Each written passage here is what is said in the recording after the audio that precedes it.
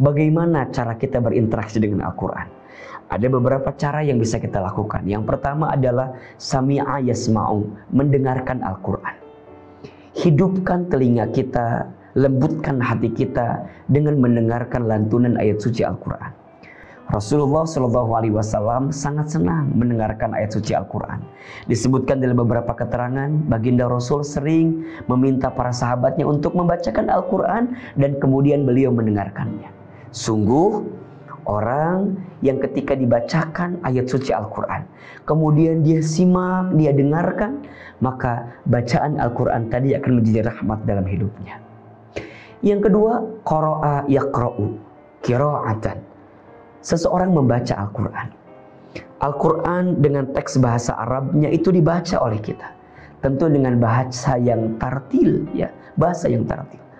Rasulullah SAW bersabda bahwa setiap huruf Al-Quran itu mendapatkan 10 pahala kebaikan satu hurufnya. Ya, tidaklah aku mengatakan kalimat alif lam mim itu satu huruf, tapi 3 huruf. Alif satu huruf, lam satu huruf, mim satu huruf. Yang masing-masing hurufnya itu berpahala 10 pahala kebaikan. Itu berlaku di luar bulan Ramadan. Coba kita bayangkan bagaimana kalau berada di bulan Ramadan, tentu akan dilipat gandakan. Maka seseorang yang membaca Al-Quran ketika dia lancar, bacaannya diberikan 1 pahala. Ya, kemudian ketika dia lancar diberikan 2 pahala kebaikan. Maksudnya gimana? Orang yang lancar wajar kemudian dia mendapatkan 1 pahala. Orang yang yang tidak lancar mendapatkan 2. Kenapa? 1 adalah keinginan dia untuk tetap membaca walaupun dalam keadaan yang terbata-bata, dan yang kedua Allah berikan pahala terbata-batanya dan dia punya keinginan untuk belajar lebih baik dalam bacaannya.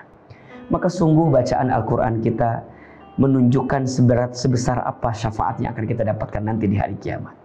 Rasulullah SAW bersabda, "Iqra'ul Qur'an fa innahu ya'ti yaumal qiyamah syafi'an li ashabi." Bacalah Al-Quran, karena setiap bacaan Al-Quran yang kita baca itu akan menjadi syafaat ketika nanti hari kiamat. Yang ketiga, tilawah, talayatlu tilawah. Kita bertilawah Al-Quran. Kalau bertilawah bukan hanya sekedar membaca teks bahasa Arabnya, tapi coba kita menyelami maknanya, mendalami tafsirnya, dan kita memahami tentang isi dari bacaan yang kita baca itu. Kemudian yang keempat, hafidho yahfadhu, menghafalkan Al-Quran. Kita memiliki keinginan untuk bisa menghafal Al-Quran. Karena seseorang yang menghafal Al-Quran maka dia akan terjaga dalam hidupnya. Hafalan yang menjaganya. Bahlah ketika ada seorang anak yang bisa menghafalkan Al-Quran, maka nanti ketika hari kiamat anak tersebut akan memberikan mahkota kepada orang tuanya ketika hari kiamat. Sungguh mulia seorang anak yang bisa menghafalkan Al-Quran. Dan kita tentunya juga ingin menghafal Al-Quran, karena di dalamnya kita mendapatkan pahala yang begitu besar. Dan yang kelima, tentu amila ya'malu, kita mengamalkan isi dalam Al-Quran. Pelan-pelan apa yang Allah perintahkan melalui Al-Quran, kita harus kerjakan. Yang Allah larang, kita tinggalkan.